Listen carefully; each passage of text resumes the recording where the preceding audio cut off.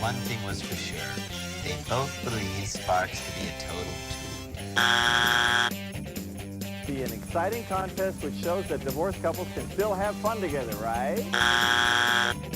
Mythological hero H-list. C. On the spot dice spin. We are experiencing technical difficulties. Please stand by.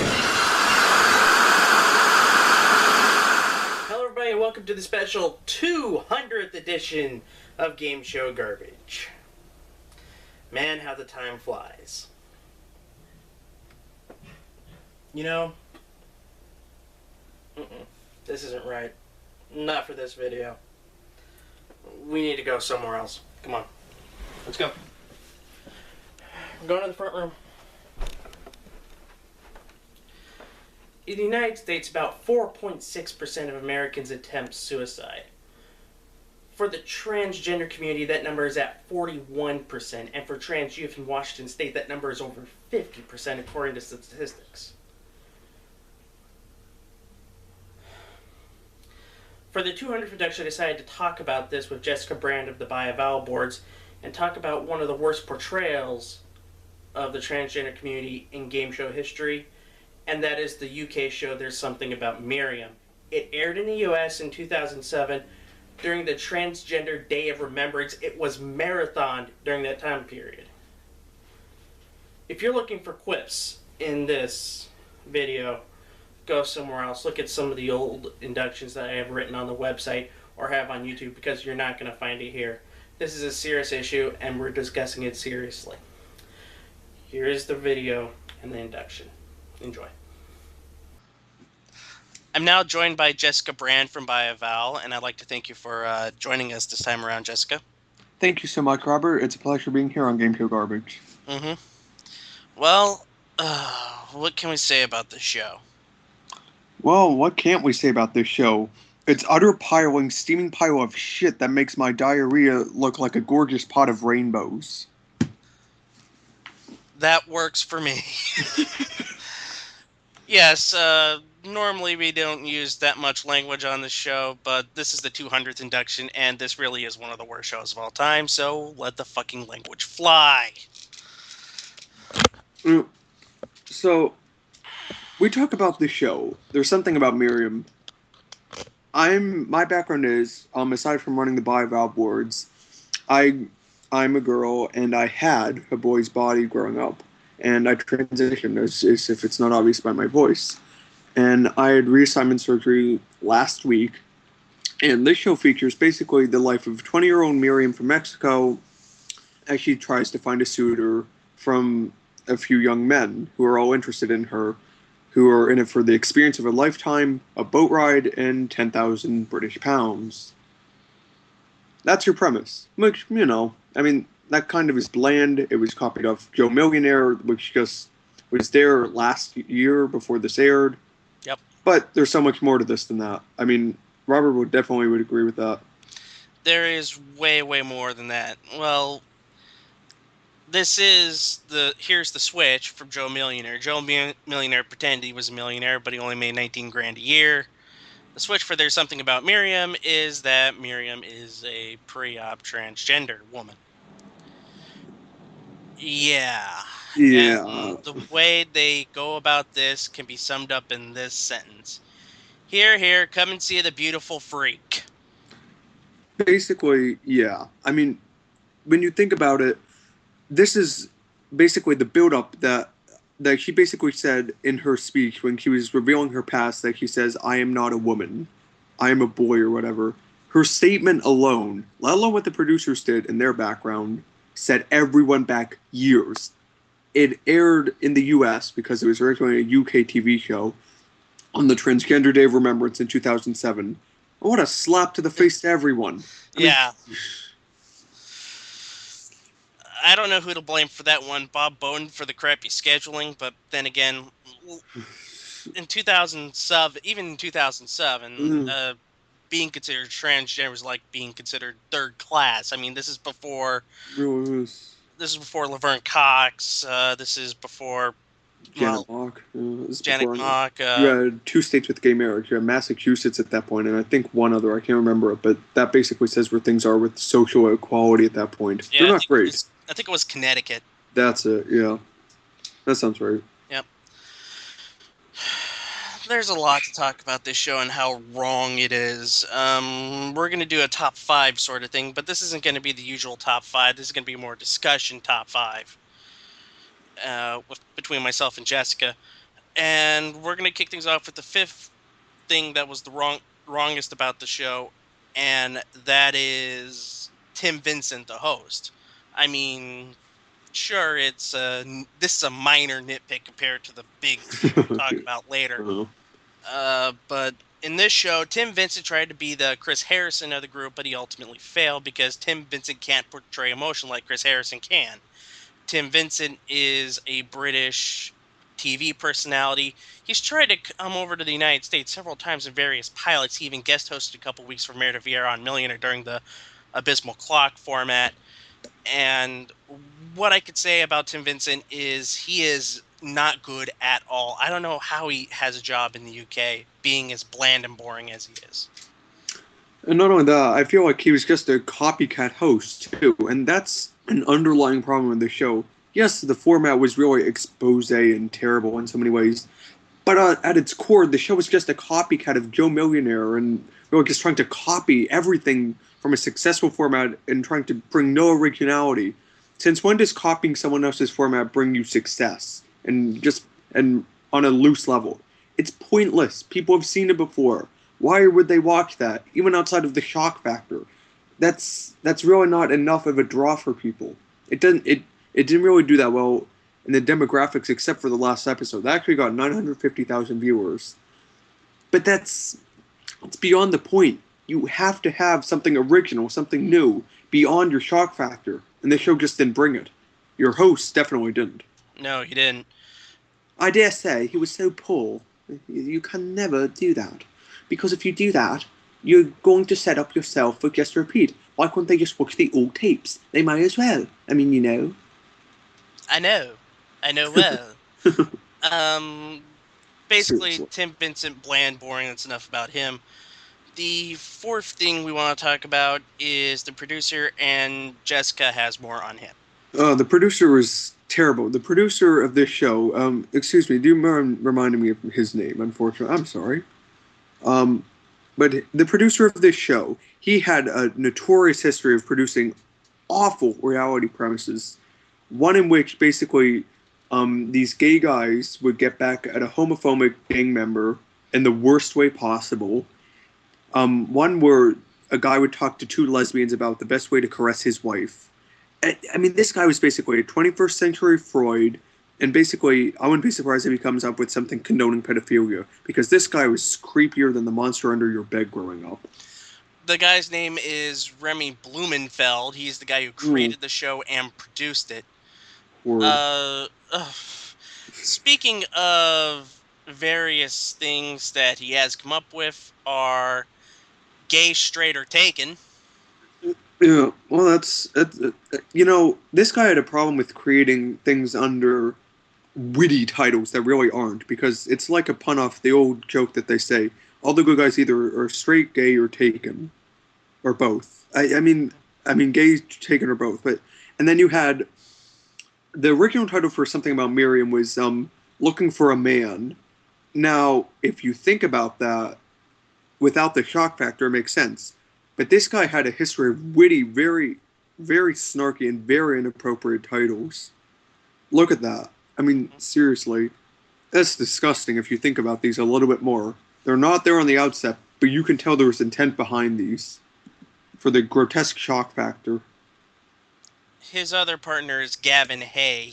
Gavin Hay's the guy who... Oh, that's who, yeah. Yeah, Gavin Hay, but Remy Blumenfeld is also quite pathetic as well.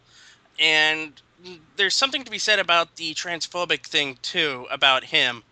And this is also kind of systemic in the gay community because they also... Some of them aren't really that kind of transgender people as well. He's one of the top 20 most influential gay men or women in the UK. He, Wow. yeah. This was in 2010. So after all this, all this crap, all this garbage had been on, he's still this high. What does that say about our society? I mean, jeez, that's kind of sad. That the biggest shit seller will get the most money, I guess. The biggest sword in the punch bowl appears the largest in the punch bowl, I guess. My God. But yeah, both Remy Blumenthal and Gavin Hay, Ugh. not good people at all. And we will move on from that. And I just want to bring up Gavin Hay quickly again and make a quick edit point here.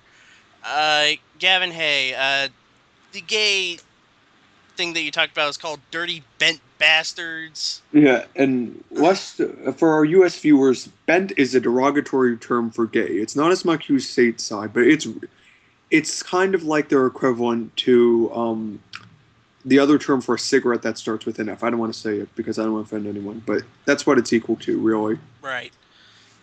And the lesbian sex stuff you were talking about earlier was the Sex Women Want. And Yeah. this actually aired on TV, by the way.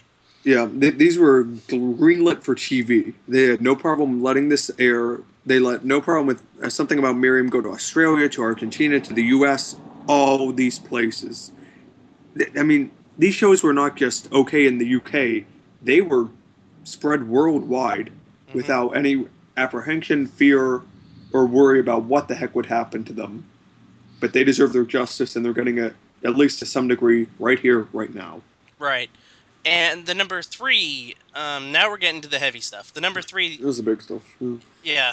Number 3 is what we talked about earlier, is that it wasn't original whatsoever. It was basically a copy-paste format from Joe Millionaire, Joe Schmo, the $50 Million Hoax. All of these Switch shows that were popular in the mid-2000s. This, honestly, is the worst one of the bunch, but we'll get to that a little bit later on as to why it was the worst. Yeah, I mean, you talk about originality. I liked the original Joe Millionaire growing up. I would watch it every night. I mean, I thought it was fun because, it wasn't an offensive switch. If anything, it made you feel compassion for the guy's story. You felt good for everyone involved, really, and you felt well for the ladies. And really, what's nice is they wound up giving him $1 million at the end, even if that relationship didn't work out. Right. But they tried that the second season. I mean, the first season drew so well. I mean, to their credit, it worked. Everyone liked it. There was literally no controversy throughout the show, and that's impressive for a Switch show. Second season, it didn't work in the U.S., but they still tried this in the U.K. anyway. And you figure with this twist and with this format already done, and when it bombed out in the U.S., they figured, oh, we're going to try it anyway. There's no originality, and they knew it wouldn't work twice in the U.S. by the same people in Murdoch and Fox. So why would you do it again? They eventually tried Joe Millionaire in the UK, if I recall correctly. I remember watching an episode of that. It didn't do well. No, because the US version had already aired. Exactly. So people already knew the Switch. People knew the format. It's like, it's not a surprise because there's only so many people you can surprise, so to speak. I hate to say surprise in the format of this show, but let's face it. Unfortunately, it was a surprise. Right. It also reminds me about Joe Schmo. Remember how popular that was when it first came out? Yeah. Because it was an interesting twist on the Switch. It was more of a double Switch. Yeah. And Switch shows worked in sometimes, it's not directly so, but these wife swaps and all these family swap shows. That was temporary, and it was known that it would be a swap. But it was kind of the same format, but at least it didn't humiliate people. You might have had arguments, but that's as far as it went. That's human nature.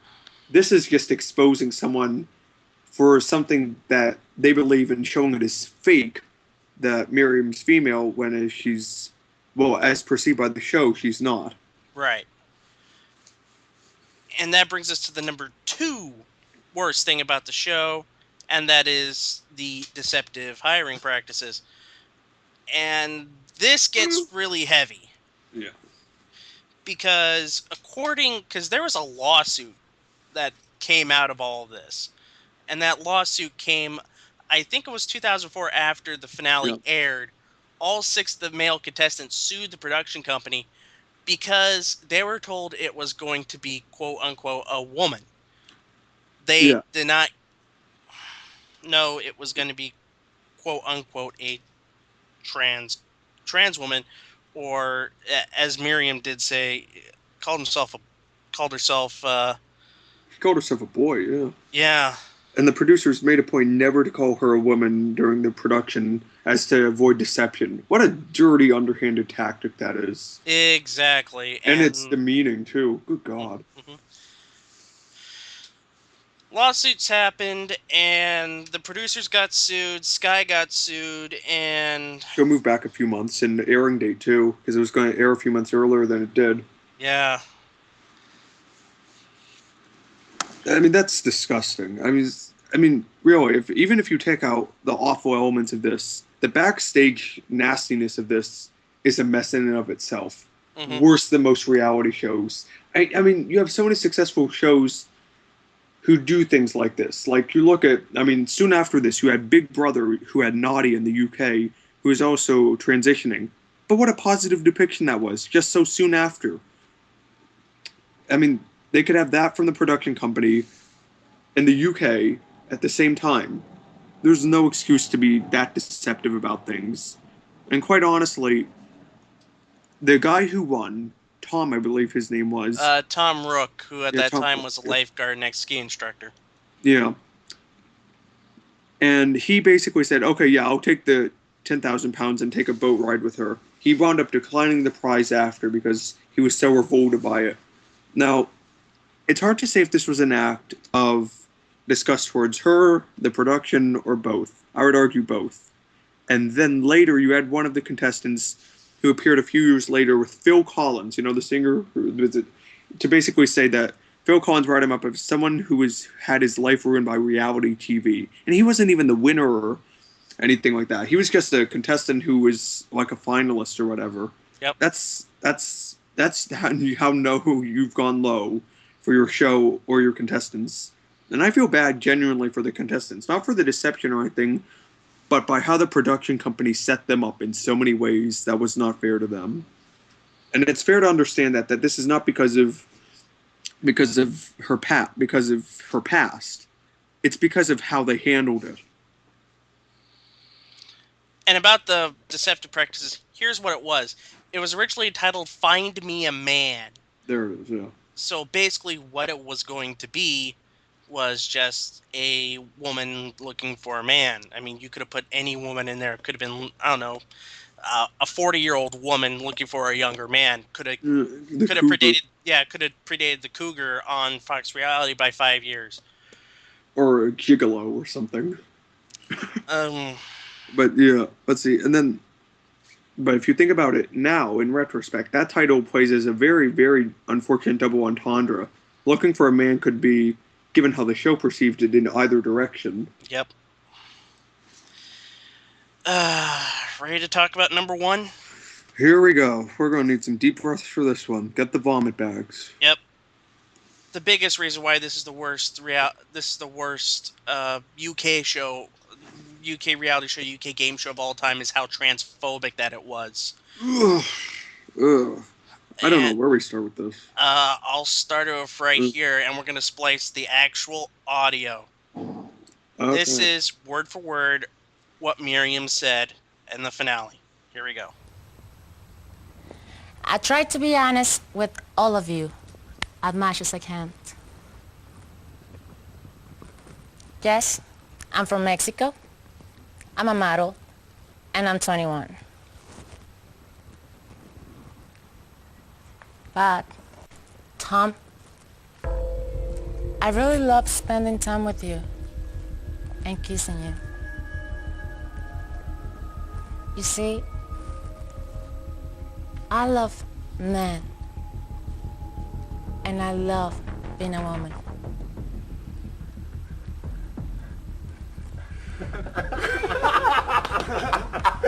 But, shh, quiet everybody, please. Quiet.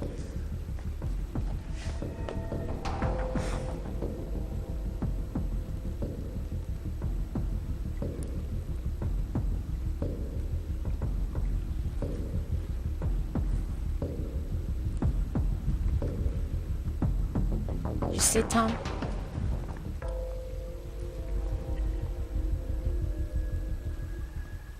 I'm not a woman. I was born as a man.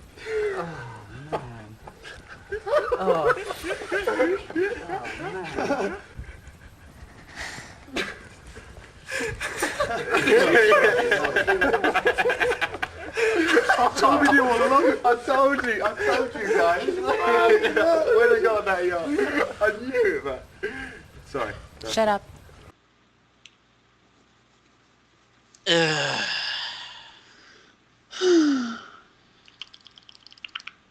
Exactly. Yeah.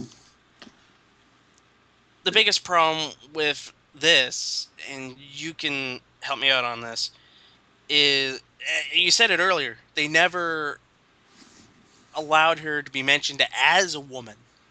It's sort of demeaning to her in every single way all throughout the 6 episodes. Yeah, and it makes it feel like it's like a disguise, like she's wearing a mask, or it's like, okay, this is who she pretends to be, this is who she really is.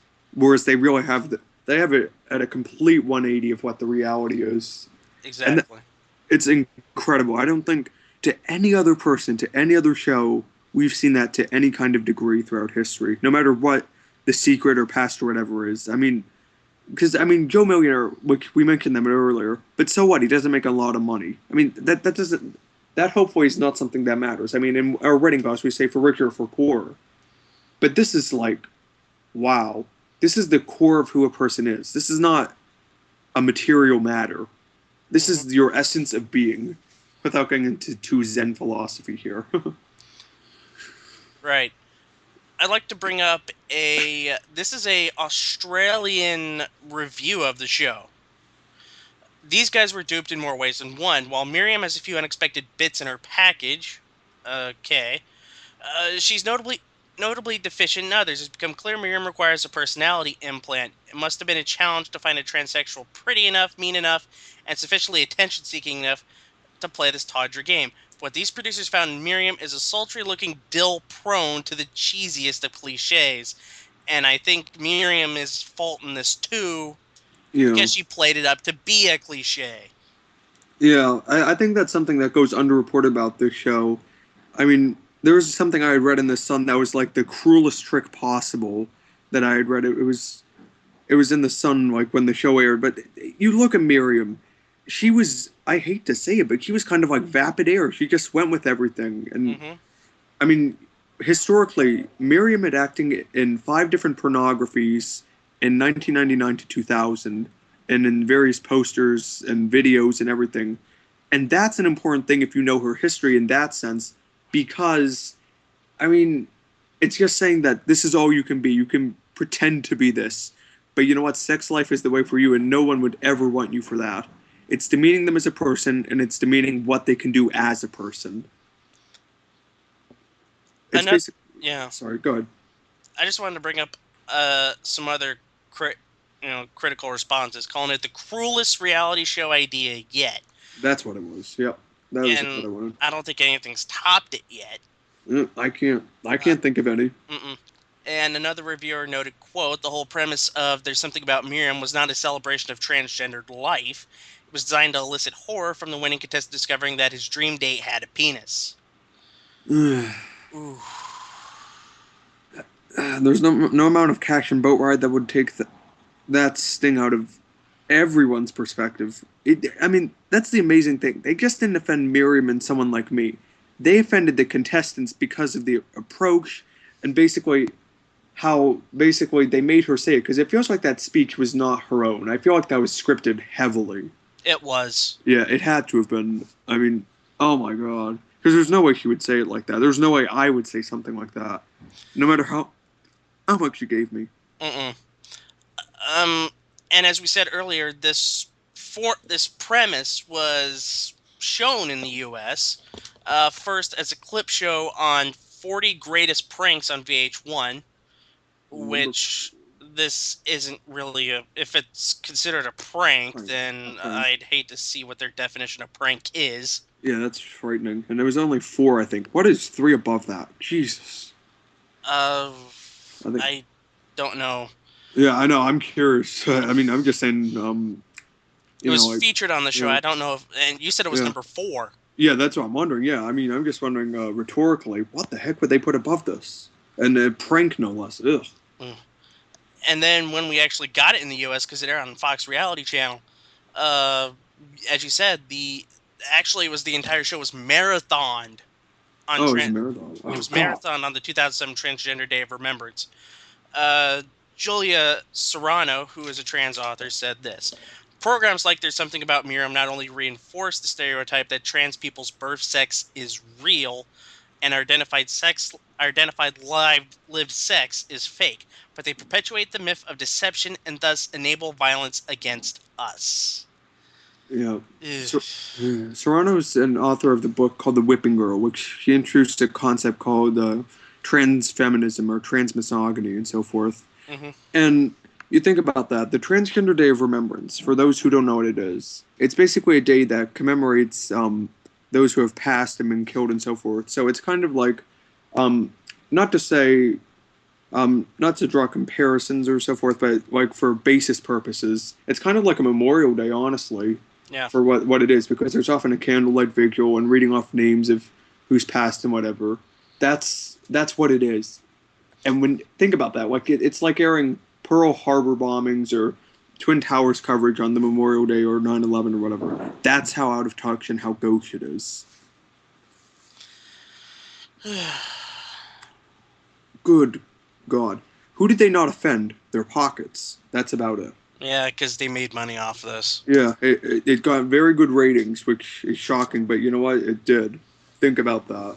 Yeah. Hopefully we can change that. I mean, I think we are, but... Yeah, nowadays, for the transgender community is actually coming up in the world, like we said with Janet Mock, Laverne Cox to an extent. My friend Jazz Jennings. Hi, Jazz, if you're watching this. And then I'm trying to get out there a bit more because I've been doing work with a documentary. It's called What I'm Made Of, if you want to check that out. But I've been doing a lot of media work to help promote my cause, to help others, because nobody should have to deal with this pain. But then you magnify it by a show like this. It's everyone back. Because it's her rights like Miriam, people like my rights, and also women's rights. Mm-hmm. That you really can't be yourself. You're contained to this little box of what society gives you. And that's not okay. It is not okay. And kind of a downer note to end on, but this is the site that talks about the worst in game shows and the worst in everything. So what a fitting note to end on. I mean, Miriam, they did an interview with her in 2010. She was doing an escort work. Oh, that's really a good role model for someone like me growing up. Because I was born in 92. I'd have been in my teens going through puberty, which was hellish enough then. And if I had seen this, goodness knows if I'm making this. Because, dealing with this yourself is hard enough, but seeing a depiction like that as a surprise, as a fakery, as like the Jack in the Box popping up, that's not what someone like me needs. It's going to kill people. That's not what society owes itself to do. Society owes itself better to itself and to its people. And then now she's actually working in Valencia, Spain, as of 2013. I don't know what she's doing there. I couldn't find anything about that. But I hope she's finding some success somewhere in the world. Somehow. Probably still whoring herself out.